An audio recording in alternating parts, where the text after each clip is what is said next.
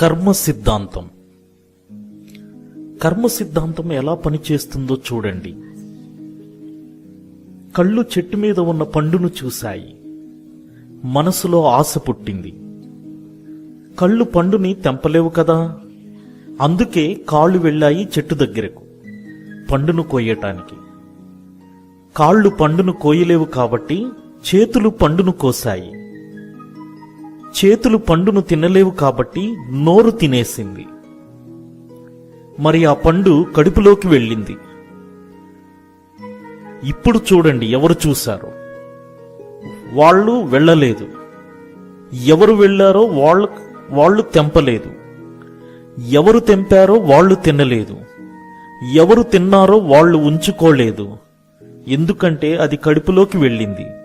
మరి ఇప్పుడు ఎప్పుడైతే తోటమాలి చూశాడో అప్పుడు దెబ్బలు వీపు మీద పడ్డాయి. పాపం, వీపు తప్పేమీ లేదు కదా.